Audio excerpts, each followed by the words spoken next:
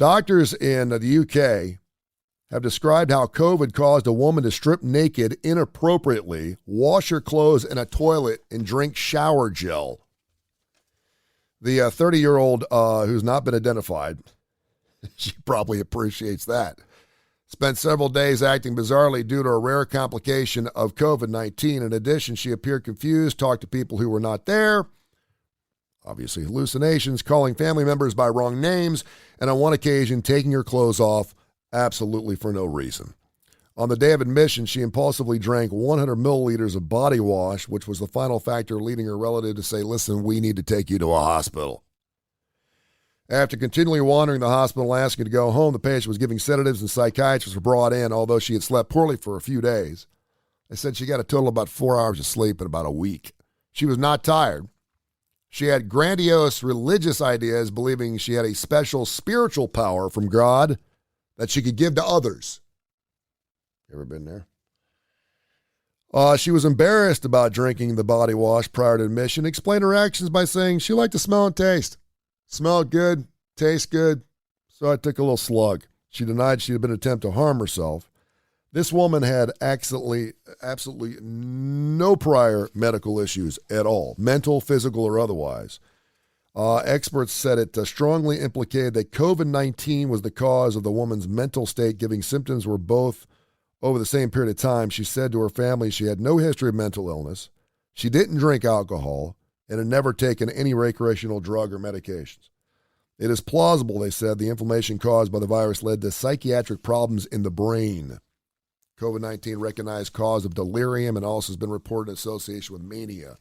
So next time you decide you don't want to get vaccinated, maybe you think to yourself, do I want to be taking my clothes off and see birds hanging from a wire that aren't really there and perhaps drink some shower gel? My daughter asked me this morning if I was coming to school today, and I said, for what? And she said, boosterthon. It's two words that every parent listening right now are like, listen, I'm not going to be that parent. I fully support everything our schools are doing, unlike a lot of parents in this country right now who just can't seem to get out of their own ways because they think they know more than teachers. Thank goodness in at least our school district, we don't have those issues.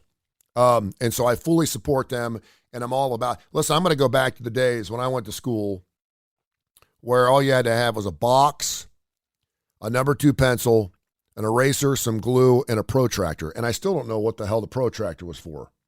Do kids even have those anymore?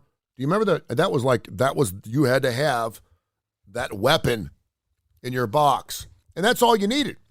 And then if you wanted to make money for whatever reason for the schools, you did so by selling something. And normally it was a candy bar, and I'll make this certain tie here to my career in radio, to boosterthon, believe it or not. So my daughters do. So they do this boosterthon every year. If you don't have kids, it's this big event. I drove by yesterday to pick her up for a doctor's appointment, and the principals were up on the roof of the building. I'm like, what in the hell's going on here? And they were doing something where if they raised like $25,000, they were going to stay up on the roof till they raised it. And then if they raised $25,000, one lucky student gets to pie the face of the principal, which, by the way, they did. So they're going to do that today. So today's the big event, and they run laps, and you raise money for the laps, right? So I'm all about that. I support that. And listen, if you're pouring money into your schools and it makes your schools better and you can pay more teachers and have more resources, and I understand not all schools are like this, that's a wonderful thing. So I'm not poo-pooing on that. I boosterthon, I get it. To be part of that, and I know some parents, helicopter parents, they go over the top. Like you're reaching out to like every stinking relative. Hey, it's boosterthon, then. It's almost like my relatives want to have kids so they can get me back for it. I think I've contributed like $718 to you, Tone. How about you give back to one of my favorite charities? I'm like, okay. So that's going on. So I want to go back, though, to my junior year at Lakota High School in 1983 and how this has a bearing on my career as a radio personality and how it got me into rock and roll and ultimately to create Tony Curry Radio and a classic rock stick. So we used to sell candy bars for $1 a piece to raise money for the band. It wasn't for the school. It was just for the band. Everybody had their own. Home X had their own little benefit. And then you had different groups, the Auto Club, they do their benefit. I think even the smoking group had some type of benefit. And so we'd raise money by selling these candy bars in order to get uniforms, new instruments, whatever we needed for the marching band, right? And I remember vividly remembering that if I could sell $100 worth of candy bars, which is 100 chocolate bars, and you brought them home with you, it wasn't one of these things where you ordered them and then you got them later. They would give you a box of chocolate bars so you could walk around school and just sell them, and you could just walk door to door, which is what we did. If you got to 100, you got to pick out a prize. And our prize was you got to order an album. How cool is that, right? So I think I got to like 93 candy bars like a day before, and I ate the last 7. And, of course, my dad was toting the bill. He's like, how much do I owe? And I was like, $57. It's like, $57? I'm like, yeah, I sold 43, but I ate the other 57. So I got to 100, so I got my favorite album, or at least an album. At that point in time, I was doing radio, but I didn't own any albums. It's hard to believe, because I was already in radio when I was a sophomore. We had a high school radio station, a little 10-watt station. It was great. We'd give away a Big Mac. We'd say caller number 9 on Monday, and it would take like till Friday to get caller number 9. It was great.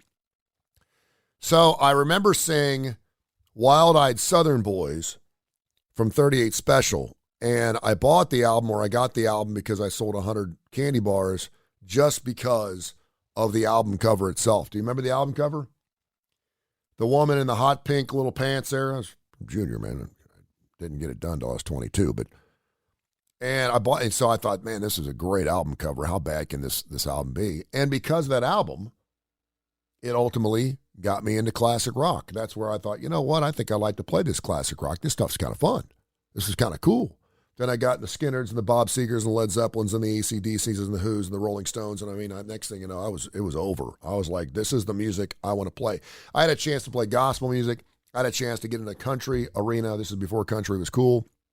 I got a chance to do talk radio, but classic rock was my baby. I was like, this is what I want to get into, and it was all because I was selling candy bars. So I get the boosterthon, man. I do. I understand it. And I hope my daughter runs like 100,000 laps today. Last year, you're supposed to run 30 laps. I gave her like $2 a lap, and she ran like 77 laps. I was like, whoa, hey, yo, those 30 laps. That's why you should just give like a flat amount. Just give like grandmas, they just do like $25, $30 and like you're done. You can run your ass off all day long, but that's what you're getting from me. So go boostathon with Oak Mountain Schools, and I know a lot of schools do that. Happy birthday to Matthew McConaughey. He's 52 today. Sean P. Diddy Combs also turns 52. Ralph Macchio, you remember him? The Karate Kid? You want to feel old? He turned 60 today.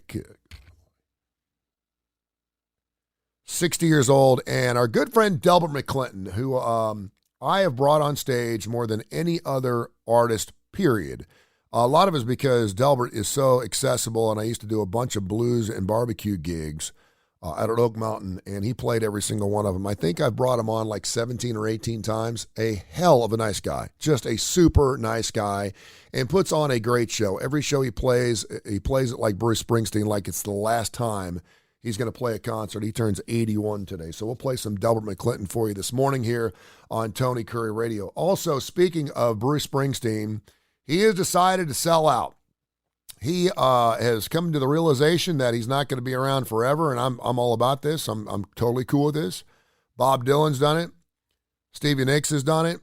Some Rolling Stones have done it. Certainly a lot of the hair bands have done it. They're going to sell their catalog of music, which means he no longer owns any of his previous material, and he's put a price tag on it. How much do you think he wants? I will tell you in just a moment. Bruce Springsteen, who I would love to do a show with. Unfortunately, he's already doing a podcast with Barack Obama. They got a book out. It's a weird mashup, isn't it? Barack Obama and Bruce Springsteen. It's weird. It's good, but it's weird. I just can't see those two hanging out drinking beer. I just can't. Anyway, he came out yesterday, and there's a company called Primary Wave that's buying the publishing and artistic rights of classic rock artists. It's been going on for years. Basically what happens, see, we go back to the 40s, 50s, and 60s where a lot of artists didn't make squat, and they had all these songs, and because they got screwed by the label or by maybe their managers, whatever it is. There's a lot of rock and roll artists. And then we had the Napster thing come along, and everyone was playing free music, and no one was paying for anything. And that's why we have now the Spotify's, the Pandoras, and even Tony Curry Radio to an extent. We have to pay licensing. Every song I play, I have to pay somebody for it. That's why we're doing something that's incredibly special, and no one else will do it. There's a lot of internet radio stations that can just play music, but if you make money from playing those songs like we do here at Tony Curry Radio, because we're a real live radio station and we've got all these special shows and all these things, you got to pay your licensing fees, right? And we do that. And I'm happy to do that because I'm making money off of playing Hair of the Dog from Nazareth, right? And so, we've heard from the Dee Snyders of the world and some of these other artists that are saying, we sold 10 million albums back in 1988 and I get a check for $17 every month. Let me explain to you how this works.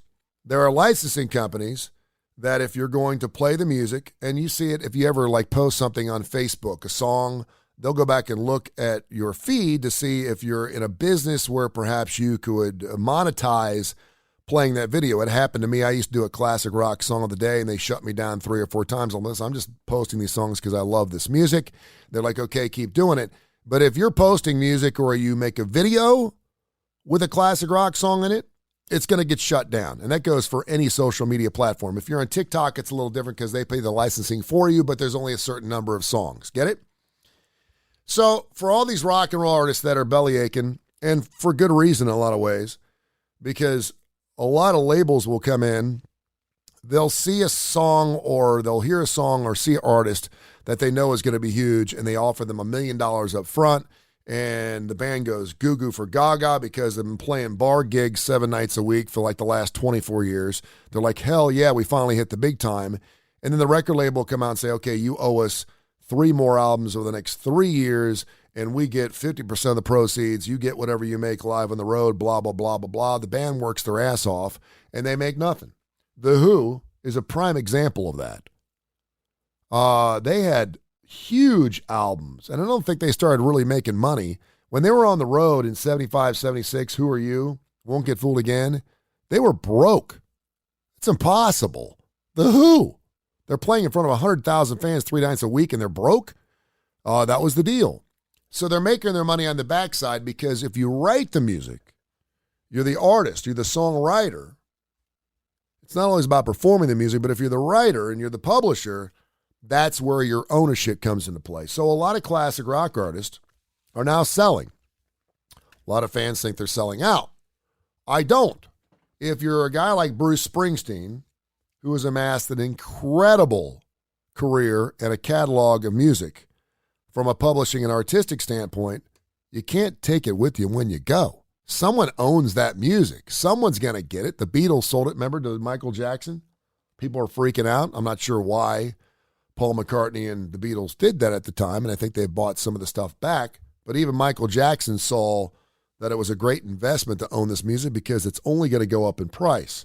So Bruce Springsteen is actively promoting the fact that he's going to sell his catalog and his publishing rights, and is asking this amount of money. I will tell you right now, John Lennon, 2007, Julian Lennon sold his portion of his father's. See, if you have a family that you want to leave your music to, like Eddie Van Halen did to his son, that's fine. If that's what you want to do. You've amassed this huge legacy of all this music and publishing and blah, blah, blah, and you're like, here, I want to leave this to you. And unfortunately,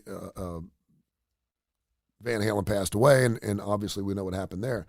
But in a lot of cases, a lot of these people are like, you know what? I'd rather sell it now, and then you can still kick back some cash to your kids, or maybe in some cases these classic rockers don't have immediate family they want to leave their money to.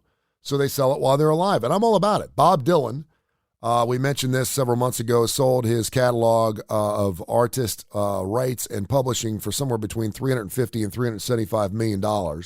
John Lennon, his deal went for $150 million. Julian actually sold part of that. Steven Tyler, transferred to BMG as part of a $150 million agreement between the two companies in 2013, so he made his. Nikki Sixx, the entire songwriter performance royalties for 305 songs that was written for Motley Crue, made $75 million for his rights. Richie Sambora of Bon Jovi, you don't think that band members are worth anything, but Richie wrote a lot of those songs. If you're the writer for those songs and you pen them, you're worth something, $75 million.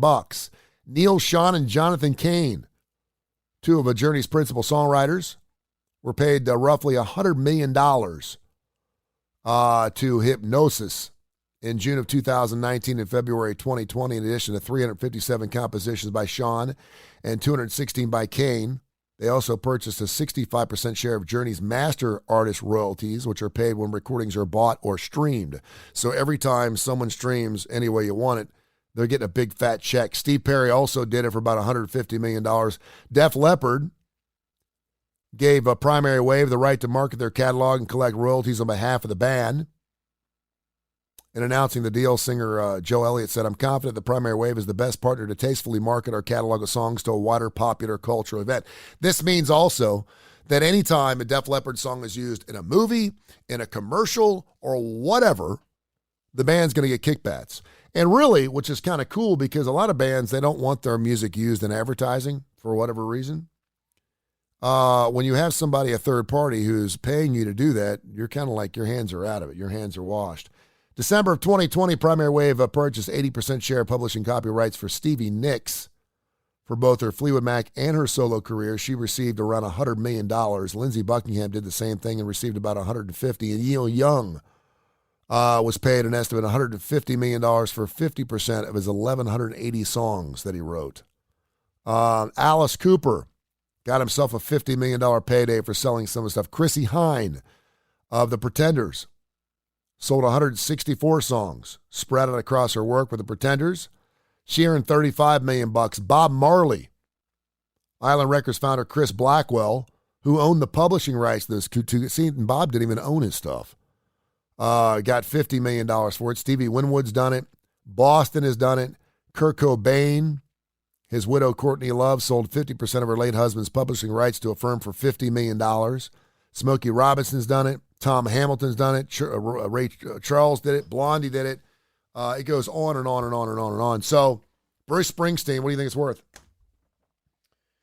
He's wanting roughly $430 million for his entire catalog, and that includes, of course, not only the artists and the songs themselves, because he's written everything that he wrote or played, but also the publishing rights to those songs. So you can sell your music and say, okay, you can have the music, but you can't do anything with it outside getting royalties from streaming services and new albums, or you can take it and promote the bejeebers out of it and play whatever you want. You can get after it. Pretty interesting stuff there, and we congratulate Bruce Springsteen on his big fat payday. Pretty cool. I love to go back on this day in rock and roll history, because so much changes from our listening habits and how we do things. After being the one who opposed the most out of the Beatles back in 1974 to tour, he hated touring. He's the first one to hit the road. That'd be George Harrison. Became the first set on a solo tour when he appeared in Vancouver, Canada with Billy Preston. It will be a troublesome show for him, as his voice is ravaged after LP sessions and tour rehearsals, the concert, and the rest of the tour played in front of the crowds. Interesting stuff. Back on this date in 1978, it's hard to believe, Boston, the rock band from the city of the same name, played their hometown for the first time. Not hard to believe. They're around the 70s, the mid-70s. They play Boston for the first time. And also on this date in 2010, Aretha Franklin canceled all of her appearances until next spring on the advice of her doctors. Queen of Soul was released from a Detroit hospital after being admitted for undisclosed reasons. Interesting stuff there. Getting a lot of people texting and tweeting saying, man, I need to start writing music. My catalog could be worth some serious jack. Like Bruce Springsteen says at $430 million. Yeah, you write some songs, you can sell some stuff. If it's worth something, you may have something kind of special. And I'm not sure, like these Primary Waves, these with the BMGs, who are buying all the rights to all these artists, royalties, and their records and their publishing rights, their songwriting. Not sure what they do with all of it.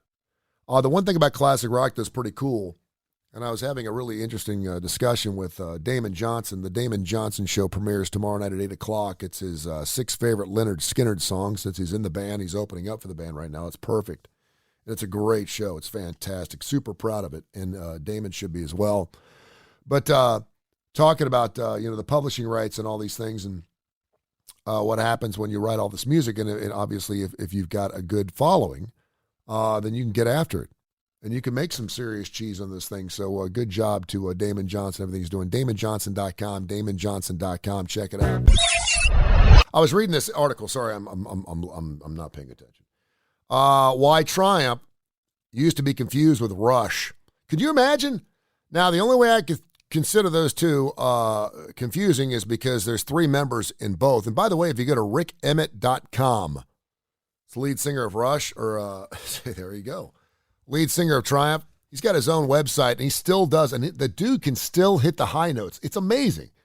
He's got to be in his upper 60s. Like I mean, he still sings as you know what. But there's a brand new Triumph documentary. Finds the Trailer Park Boys comedy troupe arguing that Rush and Triumph are in fact the same band. That's funny. Exchange serves a humorous acknowledgement of how easy it is for some to confuse the two groups, if for no other reason they're both from Canada and both trios. Really, Rush was a separate band. You got one of the greatest bands of all time. They've got intense fans. Rush fans are intense. I mean, you know, sometimes you really love a band and sometimes you kind of wane a little bit. If you're a Rush fan, you're a Rush fan for flipping life. We do stuff with Adaptogen, our big show, Adapter Parish. It runs on Tuesday nights with Dr. Alex Hubline and, of course, Dr. Josh Klapow. And, man, tech people, and we talk about the kids. Do you remember the school when you're in high school? You had your guys that were into the Devo and Adamant stuff, and they were just weird. They were just strange. They never got laid. They were just weird people. Then you had your Black Sabbath, Gothic, Iron Maiden kind of bands, and they looked like they were troubled teens, but they turned out okay. Then you had your mainstream classic rock fans. We really didn't even do the disco thing. We didn't even pay attention to disco people because we knew that it didn't matter. But classic rock fans, and then you had your Rush fans, your people that were eclectic, high-tech, eccentric, rockers, and they were rocker to the bone.